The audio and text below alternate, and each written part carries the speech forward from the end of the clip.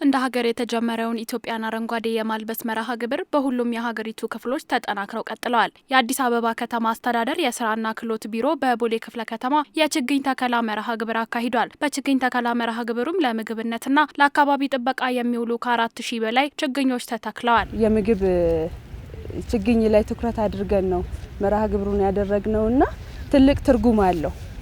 ተስፋን እንትከል የሚለው በተለይ አሁን ሀገራችን ካላት ራዕይ አንጻር በምግብ ራሳችንን እንድንችል የምግብ ሉዓላዊነትንም ከማረጋገጥ አንጻር ከእጅ ወደ አፍ የሆነውን ኑሯችንንም ከማስተካከል አንጻር ትልቅ ትርጉም አለው። ሁሉም ቦታ ላይ ከተተከለ ፍራፍሬ ሁሉም ሰው በቀላሉ ዋጋ ያገኘዋል፣ በቀላሉ ዋጋ ይመገበዋል ማለት ነው። አሁን እዚህ ያያችሁት የተለያዩ ፍራፍሬዎች ናቸው። አቮካዶ አለ፣ ማንጎ አለ፣ አፕል አለ። ይሄ እንደዚህ ነገሮች ለምግብ በጣም ወሳኝ ስለሆነ እንደዚህ ነገሮች ደግሞ በጣም ወሳኝ ስለሆነ እንደዚህ አይነት ተተክለ ነው ዛሬ ኢትዮጵያ በጀመረችው የኢኮኖሚ ማሻሻያ ፕሮግራም በምግብ ራስን የመቻል ሂደት ውስጥ የአረንጓዴ አሻራ መርሃ ግብር ሚና ወሳኝ በመሆኑ ከተተከሉት 4000 ችግኞች መካከል 2000 ያህሉ ለምግብነት የሚውሉ የፍራፍሬ ችግኞች መሆናቸው ተገልጿል። ሀገራችን ኢትዮጵያ በኢኮኖሚ ማሻሻያ ፕሮግራም ላይ ብዙ ኢኒሼቲቮችን ላውንች አድርጓል። ከነዚህ ኢኒሼቲቮች ውስጥ አንዱ ወስደን ብናየው ከተረጂነት ወደ ምርታማነት በመናረጋቸው ጉዞ አንዱ ነው ማለት ነውና ስለዚህ ከተረጂነት ወደ ምርታማነት በሚነድባቸው ጉዞዎች ደግሞ አንደኛ ሙሉ ሰው መስራት አለበት። ሁለተኛ የምንሰራቸውና የምንተክላቸው ችግኞች ኢቭን ለምግብ ዋስትና የሚያገለግሉ መሆን አለባቸው ነው። ከ2000 የሚሆኑት ለምግብነት የሚያገለግሉ ችግኞች ናቸው ዛሬ የተከልነው።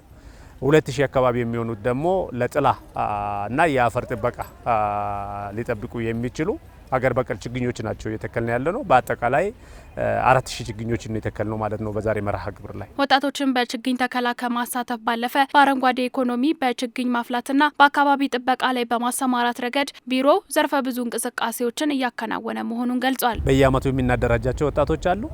እንዲሁም ደግሞ ከተማ አስተዳደሩ ልዩ ኢኒሼቲቭ ወስዶ ከዚህም በፊት ይገዛ የነበረው የችግኝ በራስ አቅም የአረንጓዴና ተፋሰስ ቢሮ ወስዶ እየሰራ ያለበት ሁኔታዎች አሉ ማለት ነው። አብዛኛው ከተማ አሁን ዘንድሮ የሚተከለው የትኛውም ችግኞች ተገዝቶም አይደለም፣ አረንጓዴ ተፋሰስ ቢሮ የለሙ ናቸው። እንዲሁም ደግሞ ወጣቶችን በሌሎች በኩል ደግሞ አሁን ለምሳሌ ዛሬ 2000 አካባቢ የሚሆኑ የኤጀንሲዎች ናቸው ይዘው የመጡት። እነዚህ የሚታያቸው በሙሉ ችግኞች እነሱ ደግሞ ከማህበራቶች ገዝቶ ነው ይዘው የመጡትንና ስለዚህ እንደዛ ነው እየሰራን ያለነው።